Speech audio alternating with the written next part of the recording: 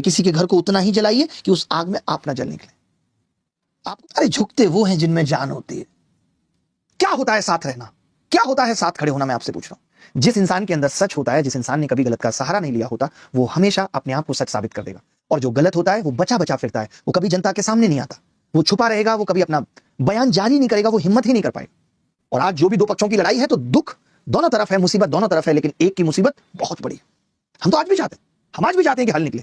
और ऐसा नहीं है कि हमने बात नहीं की, हमने खान साहब को भी खूब बात की और समझने की कोशिश की, समझाने की कोशिश की, और जितना समझा पाए उतना समझाया भी, और आगे भी समझाएंगे, वक्त पड़ेगा तो। हो सकती है किसी से भी बड़ी गलती हो सकती है, किसी से भी लंबे वक्त तक गलतियां हो सकती हैं, लेकिन अगर गलती का प्रायश्चित किया जाए, गलती को सामने आकर के माना जाए कि हुई, तो ये देश बहुत जल्दी से बुला देता है। लेकिन बात यहां उस वर्चस्व की लड़ाई में की हो गई जहां पे एक इंसान ने अपने भाई को खो दिया। उस क्षति की पूर्ति इंपॉसिबल है, हो ही नहीं सकती। कि बड़ा आसान है कि लोग ये कह दें मैं खान साहब के साथ खड़ा हूं, अरे हम सब खड़े। बात यहां किसी के साथ खड़े रहने से, किसी की जान को मुश्किल डालने की बात, ये सब आप कभी नहीं समझ पाएंगे।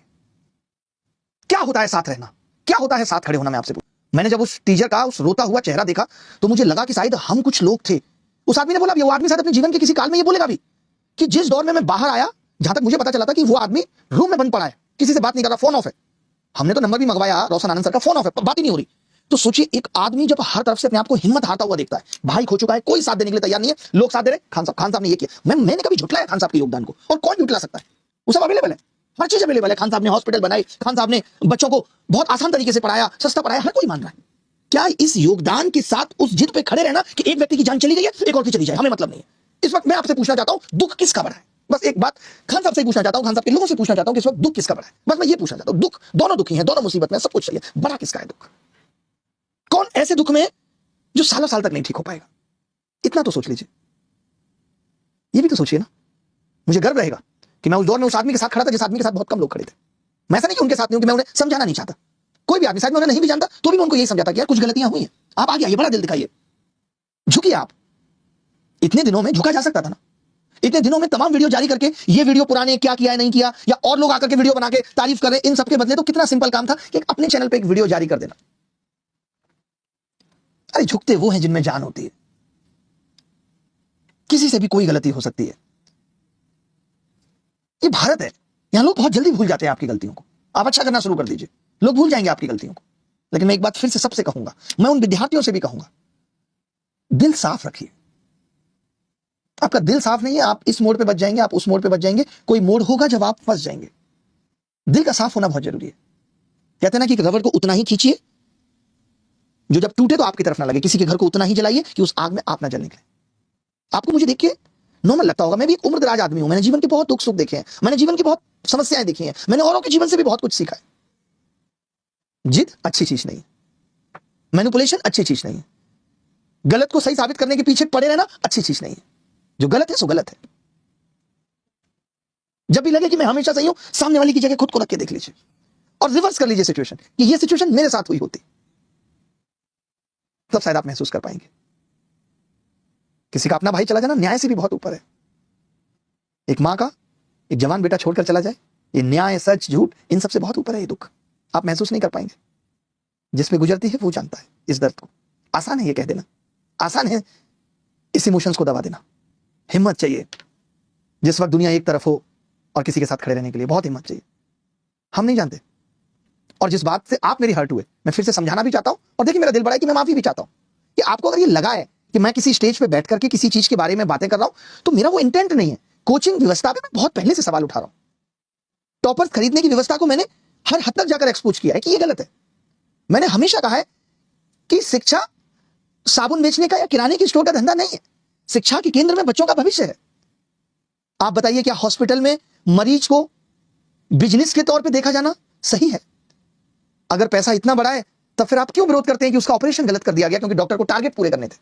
शिक्षा और स्वास्थ्य में हमें पैसे को केंद्र से हटाना पड़ेगा। शिक्षा और स्वास्थ्य के केंद्र में इस देश का जन है, इस देश का छात्र है, इस देश का असहाय मरीज है। आप क्यों नहीं समझते इस बात को? लोग कह देते हैं धंधा है मगर गंदा है। नहीं है शिक्षा धंधा, नहीं है हॉस्पिटल धंधा। हमें समझना पड़ेगा, मरीज दया का पात्र है। एक विद्यार्थी जो अपने घर से 4,000 रुपए बाप के पैसे पे हर महीने मंगा रहा है, वो दया का पात्र है, वो कस्टमर नहीं है। कि मैं इस प्लानिंग में लगूं कि कैसे इसको 8 साल तक अपना कस्टमर बना के रखना है और लगातार इससे पैसे वसूलते रहना है, बोतल, बैग, बस्ता सब बेचते रहना है इसको। नहीं है। साबुन का विज्ञापन गलत हो, नुकसान नहीं है। तो हमें ध्यान रखना पड़ेगा। हम सब शिक्षकों की ये जिम्मेदारी है। इतने बड़े बड़े शिक्षक हैं, मैं उन सब शिक्षकों से गुजारिश करता हूं, मैं तो अपने शब्द भी वापस लेके अब ये कहता हूं कि माफी मेरे शब्दों के लिए, लेकिन फिर भी शिक्षा व्यवस्था या जो वो कोचिंग व्यवस्था है वो बहुत खराब है, उसको ठीक करिए। ये टॉपर्स खरीदना बंद करिए, टॉपर्स का फेक प्रमोशन करना बंद करिए। अगर ये सब सही होता तो सीसीपीए ने 7 कोचिंग्स पे 1 करोड़ 46 लाख रुपए के जुर्माने नहीं डाले होते। हम शिक्षक हैं, कैसी प्रतिस्पर्धा, और प्रतिस्पर्धा इस लेवल की कि किसी की जान चली जाए, शोभा नहीं देता। फिर कैसे हम शिक्षक कहलाएंगे बताइए। तो मेरी हमेशा लड़ाई किसी पर्टिकुलर इंसान, किसी पर्टिकुलर व्यवस्था से नहीं है। मेरी लड़ाई उस हर मुद्दे से है जो समाज को खोखला बना रहा है, और आज से नहीं है। आप बताइए, मैं नीट के लिए नहीं पढ़ाता हूं मैं नीट के लिए नहीं, मेरा नीट से कोई लेना देना नहीं। I came to know about the full form of NEET later on, क्योंकि हमारे टाइम पे नीट होता भी नहीं था और मैं बायोलॉजी का विद्यार्थी भी नहीं हूं। मैंने नीट पे लगातार सवाल उठाए। मैंने बताया कि किस तरीके से ये भी गलत सवाल पूछ के इन्होंने भी पेपर लीक उद्योग चला रखा है। यूपीएससी आंसर की जारी नहीं करती थी। तो मैं समाज के हर मुद्दे पे सवाल उठाता हूं। अगर किसी भी व्यवस्था में गलत हो रहा है तो वो ठीक होना चाहिए। अब तक नहीं ठीक हुआ, इसी बहाने ठीक हो जाए कि अब हम सब लोग ठीक तरीके से काम करें। करियर विल की बात कर लेते हैं। आरोप आता है ना करियर विल पे कि करियर विल ने टॉपर खरीदे, बट आप बताइए कि जब से मैं आया हूं पिछले 2 साल से, तो क्या आप ये नहीं कहेंगे कि ऐसा कोई आरोप मैंने नहीं आने दिया जब से मैं इस का अंग बना? आप ये भी सोचिए ना कि मैं गलत होते हुए कहीं नहीं देख सकता। आज करियर विल में गलत हो रहा है, आप मुझे बताइए। अगर मैं ना इस पे जवाब दूं, ना इस पे एक्शन लूं, तो आप बता दीजिएगा। आप बताइए, मेरा कोई घर का सदस्य, मेरा कोई भाई बंधु, मुझसे जुड़ा कोई व्यक्ति आपके साथ गलत कर रहा है, आप बताइए। मैं साथ छोड़ दूंगा या उसको सुधार दूंगा? दोनों में से एक चीज करूंगा। मैंने त्याग किया अपने जीवन में। और जहां तक रही बात की लोगों के साथ क्या किया है, तो मैं उसका प्रचार नहीं करना चाहता। जब कभी शायद ऐसी बात आ जाए कि जब बहुत बड़े बड़े आरोप इस बात पे लगे, तो शायद हो सकता है आगे जीवन में मैं ये बताऊं कि मैंने लोगों के लिए, मैंने समाज के लिए क्या किया है। उसकी एक बहुत लंबी कहानी है कि मैं क्या करता हूं, मैं क्या चलाता हूं। ये सब मुझे बताना शोभा नहीं देता कि मैं यहां से जाऊं एक रील बनाने में कहूं अरे मैं वृद्धाश्रम चलाता हूं, मैं अनाथ आश्रम चलाता हूं। ये सब मेरे जमीर को, मेरे दिल को शोभा नहीं देता। तो प्लीज उसमें मुंह ना खुलवाएं, अच्छा नहीं लगेगा। क्योंकि आज का दौर है साहब, एक केला देंगे और रील बन रही है 4 तरफ से। वो मैंने कभी नहीं किया, वो मैं कभी नहीं कर पाऊंगा। वो मेरा कोर नहीं है, क्योंकि मुझे कुछ कमाना नहीं है कि मैं ये दिखा करके लोगों के इमोशन जीतूं। नहीं, जो मैं बोलता हूं वो सब सच बोलता हूं। हो सकता है आज आप ना महसूस कर पाए, कल करेंगे, परसों करेंगे। बाकी भले ही खान साहब से गलती हुई, लेकिन मेरी सहानुभूति अभी भी है उनके लिए। और अभी भी मेरा कहना है कि यार ये गलती उनसे गलत हो गई, वो बयान उनसे गलत आ गया, मैं उनको गलती मान रहा हूं। मैं कभी मैंने ये नहीं कहा कि उनका इंटेंट गलत हो सकता है। आप बताओ कभी मैंने कहा कि इंटेंट गलत है? मैंने गलतियां ही बताई। जिन लोगों ने भी उन पर वीडियो बनाई, मैंने उनको भी कहा कि ये गलती हो सकती है, और हम बस ये चाहते हैं कि उनको इस गलती पे क्लैरिफिकेशन देना चाहिए। जो गलत है सो गलत है, आप गलत को नहीं ढक सकते। आप गलत को छुपाने की कोशिश करते हैं तो पता चलता है कि और गलत हो रहा है। ये संदेह पैदा करता है, ये लड़का गलती करे मैं पकड़ लूं, ये इसको छुपा रहा है। तो गलती छुपाना भी उससे बड़ी गलती है। तो आप सबसे गुजारिश है कि हम सब ऐसे नागरिक बने, अगर मैं गलती करता हूं तो आप मेरी गलतियों पे बोलें कि हाँ यार ये आपने गलती की है। हो सकता है कि कोई गलती मुझसे हो जाए, फिर भी मैं बहुत ध्यान रखता हूं। मैं ऊपर वाली की सुबह शाम पूजा करता हूं और उससे यही कहता हूं, कुछ नहीं मानता हूं, कि हे भगवान, मैं लोगों के लिए जो भी कदम उठाता हूं कभी उसमें मुझसे कुछ ऐसी गलती ना हो। मैं हर दिन यही मांगता हूं, और सबके लिए मांगता हूं मैं कि विश्व का कल्याण हो और सबकी बुद्धि ठीक रहे। ये मैं अपने लिए भी मांगता हूं। मुझे और कुछ नहीं चाहिए कि कोई गलती मुझसे ना हो पाए।